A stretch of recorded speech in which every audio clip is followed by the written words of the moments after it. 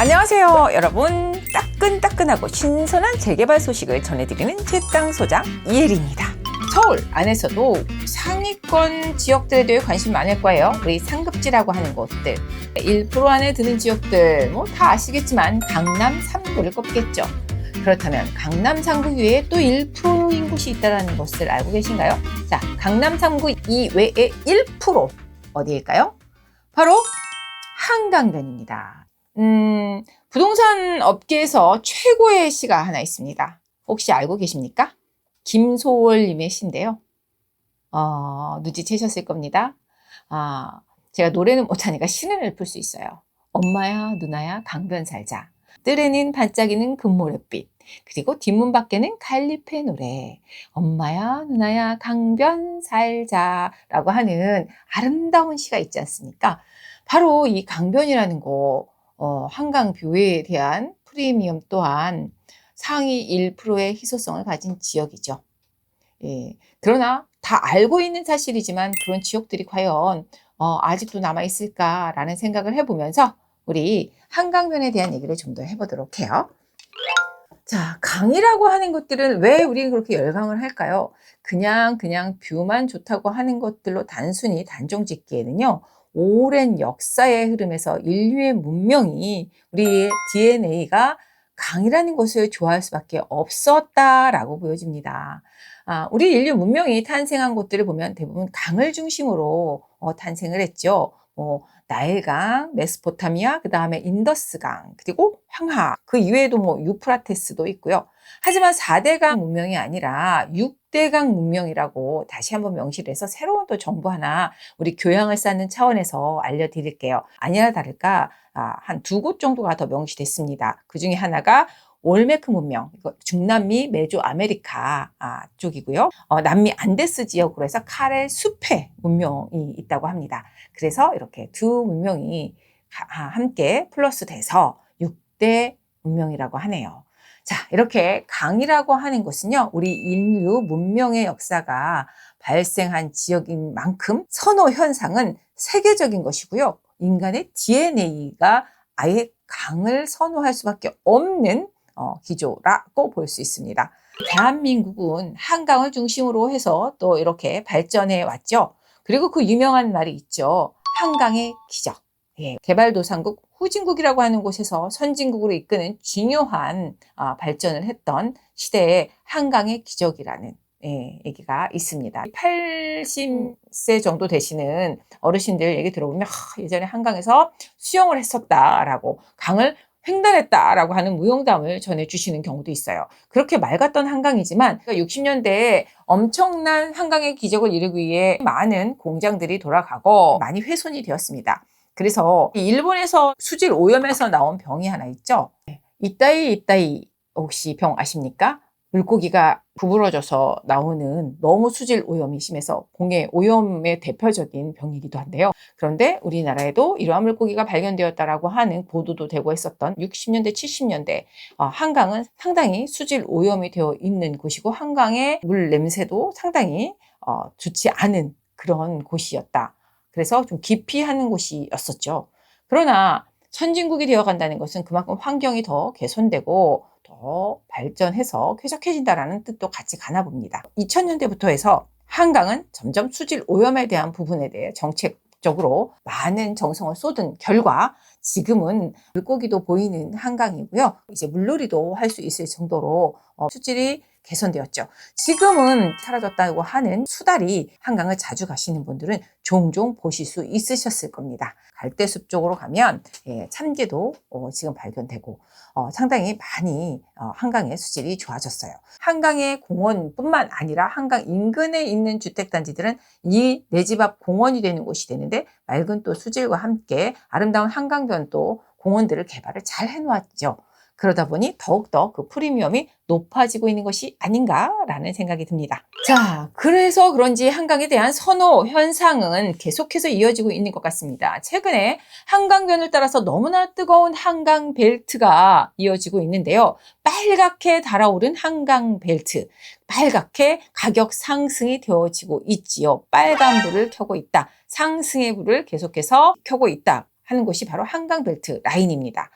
자, 그러나 그만큼 인기 지역인 만큼 다시 더 지을 만한 지역도 거의 없다. 대부분 한강 라인들 아파트로 가득 차 있거나 아니면은 정비사업지의 거의 끝자락이어서 웬만한 아파트 단지보다 더 비싼 고가의 낡은 주택을 매입하는 수밖에 없는 것이 바로 한강 라인. 그 중에 하나 한남 뉴타운, 성수 전략정비지구. 아직도 빨간 벽돌에 너무 낡은 건물들이지만 웬만한 지역 아파트보다 훨씬 더 비싼 곳이죠. 그만큼 한강의 프리미엄이 있기 때문이죠. 그 이외의 지역들 또 어디가 있을까요? 대부분은 강남권에서는 다 아파트가 지어졌죠. 반포, 서초안에서 가장 비싼 고가의 아파트 라인은 바로 반포 라인입니다. 그렇다면 강남구에서 가장 비싼 아파트 라인은요? 대치일까요? 아니죠. 압구정입니다. 그리고 송파구 안에서도요. 가장 비싼 아파트의 라인은요. 바로 잠실동 일대이죠. 이렇게 같은 구 안에서도 차별화가 되는 것이 바로 한강이 얼마나 접해 있느냐에 따라 가격 형성이 점점 높아진다는 것입니다. 이렇게 봤을 때 우리가 지금도 한강변에 대한 것을 포기하지 않고 계속 좀 주시해서 보고 내가 한강변에 나도 내 집 하나 가져볼 수 있을까라는 야무진 꿈을 가져보는 건 어떨까요? 한여름밤의 꿈이 될까요? 아니면 현실이 될 수 있을까요?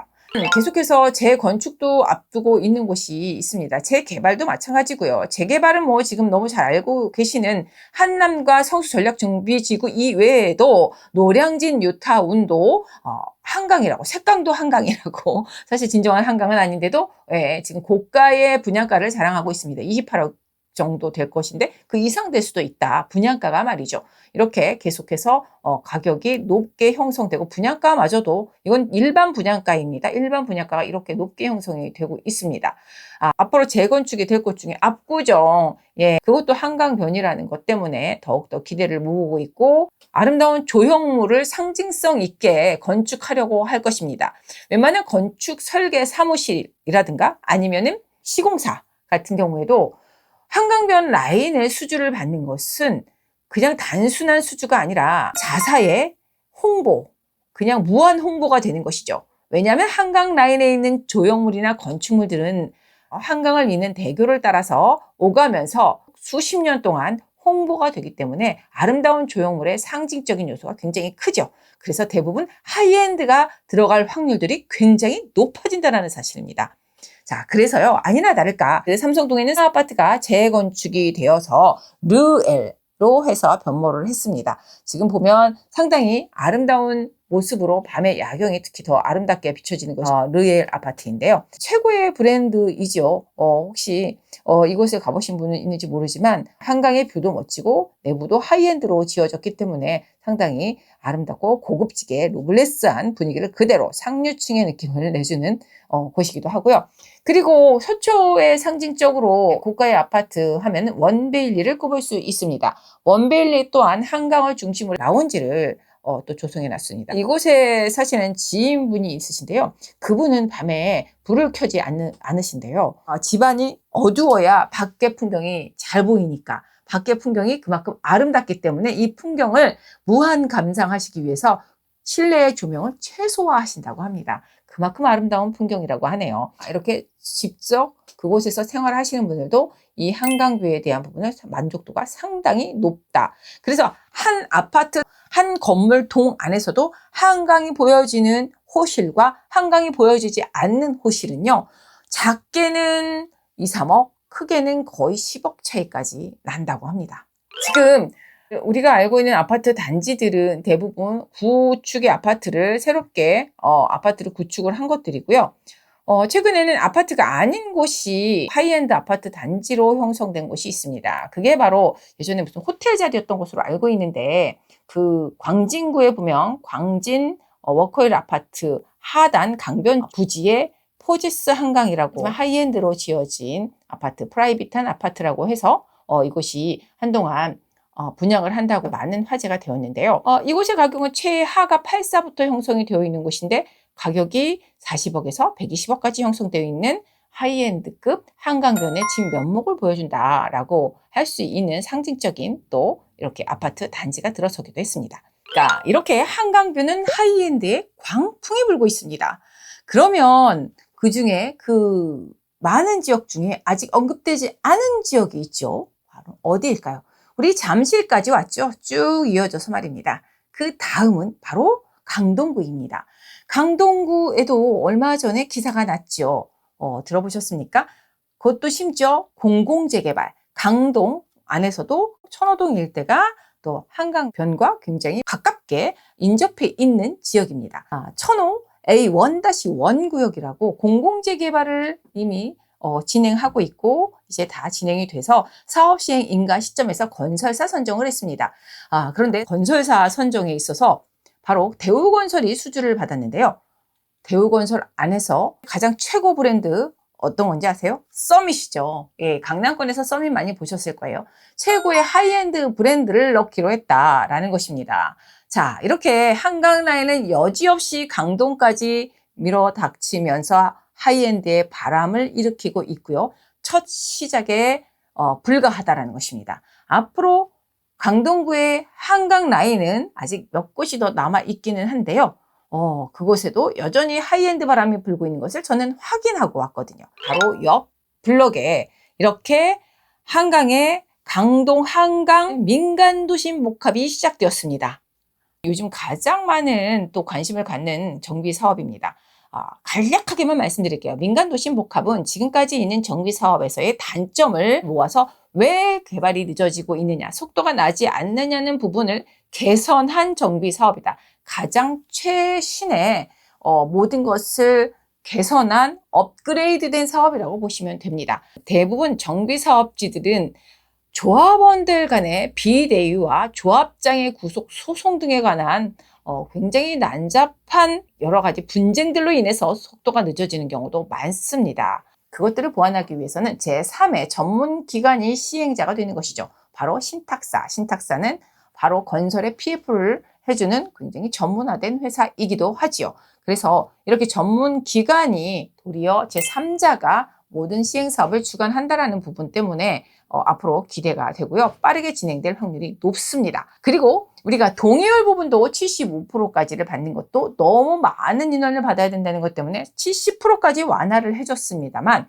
그래도 쉽지 않죠. 그런데 바로 이 민간도심복합은요. 67%만 받으면 됩니다. 이렇게 동의율 받는 부분도 굉장히 난관인데 또 이렇게 문턱을 낮춰줬고요. 보통의 정비 사업 같은 경우에는 구역 지정이 된 이후에는요. 그 지역이 굉장히 고조화되어 있습니다. 이곳이 된다라고 하는 어떤 이름표를 받았기 때문에 다들 이제 여기서 무엇인가 금방 이루어질 것처럼 많은 분쟁과 이권 다툼이 일어나면서 그 이후에 일어나는 추진이라든가 아니면 조합 설립 내지는 조합장 선출 등 이런 많은 난관의 문제들에 질척한 싸움들이 일어나고 흙탕물이 튀는 일이 많습니다. 그런데 민간도심복합은 구역 지정, 계획안 승인이 되고 나면은 바로 사업시행 인가로 넘어갑니다. 왜냐하면 선출이 필요 없죠. 이미 선정되어 있습니다. 대부분 동의서를 받을 때는요. 신탁사가 들어와 있고 이 신탁사와 하겠다라고 하는 선동의가 이루어진 이후에 이루어지는 것이기 때문에 바로 사업시행 인가로 넘어갑니다. 그 긴 싸움이 없다는 얘기죠. 얼마나 빠르고 명확하게 진행될지에 대해서는 지금 시스템만 봐서는 굉장히 좋다라는 생각이 듭니다. 자, 이 강동구의 이 구역을 중심으로 해서 그곳이 어떤 입지의 위상을 가지고 있는지를 잠깐 살펴보겠습니다. 일단 잠실 생활권의 인프라를 공유하는 곳이다. 강동은 당연히 잠실 생활권일 수밖에 없지요. 그래서 그러한 5km 반경 내에서의 모든 인프라를 같이 공유한다고 봤을 때 우리가 그 한 예로서 강동구에서 2025년 호객노노에서 검색어 순위 1위를 했었던 곳이 있습니다. 그것이 바로 강동구의 올림픽파크 포레온이었습니다. 그만큼 인기 지역이었다는 곳이죠. 그게 바로 강동구에 위치해 있는 곳입니다. 그리고 2위가 잠실, 르엘, 레미안 이렇게 간다고 보면 되겠습니다. 우리가 이곳이 어떻게 지금 정비 사업이 흘러왔는지에 대해서도 살짝 살펴본다고 하면은 점점 진화가 되어 가고 있다는 것을 말씀드릴 수 있어요. 지금 여기 보여지시는 구역계들을 보면 굉장히 조금 애매하게 보통 반듯반듯하지가 않고 우리나라 해안선을 닮아 있는 것을 보실 수가 있으시지요. 그 이유는 민간도심복합을 하기 전에 이곳은 모아타운, 그리고 신속통합기획을 살짝 했었습니다. 그런데 그것들이 자초가 되었습니다. 왜냐하면 제가 볼 때는 어떤 역량도 부족했고 그 다음에 어떤 사업성도 그렇게 높지 않은 상황이었던 것 같은데요. 이렇게 빼놓은 것들 보면 뭐 C, B, A, 뭐 D 이렇게 있는데 이런 지역들이 가만히 보시면은 종교시설이 있다던가 아니면은 단독주택인데 근생인 것이죠. 그래서 여기서 월세를 받고 있었겠죠. 당연히. 그리고 넓은 주차장 부지가 있는 해장국집. 이것도 뭐 부지가 이렇게 크게 되면 대로변에 분명히 위치해 있을 것이고요. 여기 보시면은 C구역이죠. 대로변에 있는 장사가 잘 된 해장국 집이었나 봅니다. 그리고 펜스가 쳐져 있는 건물, 가보시면 펜스가 크게 쳐져 있는 건물들이 있습니다. 이런 것들을 좀 빼고 구역계를 이렇게 그렸었습니다. 그래서 지금 ABC 구역으로 나눠져 있는 곳에 로드뷰의 사진을 한번 첨부해 봤는데요. 교회 부지가 있네요. 이렇게 교회 부지가 있고, 그럼 이 교회 부지는 지금 어떻게 됐을까? 사실은 5월 26일 날 이곳에 설명회를 했습니다. 강동 한강 민간도심복합 설명회를 바로 이 교회에서 했어요. 무슨 뜻이냐? 이 교회는 찬성을 하겠다라는 뜻입니다. 해결이 되었죠? 자, 그리고 근생 건물 보이실 텐데요. 이것도 지금 동의를 그전에는 안 해주셨는지 모르지만 이것도 동의를 하는데 어느 정도는 민물 작업이 끝났다라고 보여지고요. 그리고 지금 해장국 이렇게 보이는 건물들이 있습니다. 이 건물이 그 큰 건물은 아니지만 장사가 잘 되고 하니까 아마 동의를 하지는 않았지만 우리가 보상을 충분히 해준다고 할 때는 어렵지 않다라는 건데요. 잠시 후에 왜 이것이 해결될 수 있는지에 대해서 아실 수 있습니다. 네. 그리고 지금 펜스가 쳐져 있는 굉장히 큰 부지가 보이실 텐데요. 이거 보고 아니 이렇게 큰 공사가 이루어지는 곳에서 웬 재개발 이렇게 말씀하실 수 있습니다. 하지만 이곳은 매각을 하기 위해 내놓은 땅이기 때문에 굉장히 쉬워졌다. 그러니까 모든 게 해결되고 있다라는 얘기죠. 그래서 그런 부분들이 해결되면서 이제는 반듯한 모양으로 이렇게 구역계가 완성이 되었고 최근 2026년 5월 26일 7시에 동서중앙교회에서 설명회를 했을 때에 최근에 최종 구역계라고 보시면 됩니다. 이 안에서 우리가 좀 봐야 될 건요. 노후도가 어떻게 되는지 그리고 우리가 총조합원 수와 단독주택하고 공동주택의 비율을 좀 볼 필요가 있습니다. 그리고 우리가 재개발을 하기 위해서 인센티브를 더 받을 수 있는 가산점을 더 받을 수 있는 요건 중에 하나가 바로 반지하 비율입니다. 네, 이 지역 보시면 반지하 비율이 50%나 됩니다. 상당히 높죠? 그리고 노후도도 70%에 가깝습니다. 우리가 민간도심복합의 노후도는 사실은 가장 낮습니다. 47%만 돼도 민간도심복합을 할 수 있는 요건이 됩니다. 모아보다도 더 낮죠. 하지만 이곳은 신속통합기획도 했었던 곳인 만큼 노후도에 대해서는 어느 정비사업을 해도 모두 다 적용을 받을 수 있는 지역이라는 것이죠. 아주 안전하다는 뜻입니다. 그리고 전체 이 면적 같은 경우에는 44,700여 제곱미터인데요. 이렇게 이 면적에 비해서 어떤 이 안에 기존 주택 수를 봤을 때는 그렇게 많은 것 같지는 않습니다. 661호 정도 되니까 큰 필지거나 단독들이 꽤 있다는 뜻인데 이 안에 단독의 비율을 살펴보면 한 77가구이고요. 공동이 그 나머지 571가구입니다. 단독의 비율이 한 15% 정도 되는 것 같습니다. 우리가 67%의 동의를 받는다고 했을 때에는 나머지 남아있는 85% 정도 되는 비율로는 충분히 동의서를 받고도 남는다. 그러니까 난이도가 상당히 낮다라고 볼 수 있습니다. 이렇게 봤을 때는 앞으로의 전망, 여러 가지로 가산점을 받을 수 있는 것, 그리고 노후도가 70% 이상인 것, 그리고 공동주택 비율이 15% 정도 수준이라는 것, 그리고 우리는 67%만 받으면 된다는 것, 이런 걸 종합해 봤을 때 상당히 순풍의 바람이 불 수 있다. 당연히 기존에 정비사업을 했던 지역들이 민간도심복합으로 전환을 하는 경우가 상당히 많아졌죠. 왜냐하면 용적률 500%로 했을 때 49층이 아니에요. 사실 50층 이상 올라갈 수도 있는데 방탄소년단의 제2호이 이곳에 거주를 하고요. 혹시 서울 시내 안에서 1억 원대로 진입할 수 있는 곳이 있을까요? 과연? 없습니다. 장단컨대 강변을 중심으로 해서 정비사업하는 곳에 1억 원대 진입 없습니다.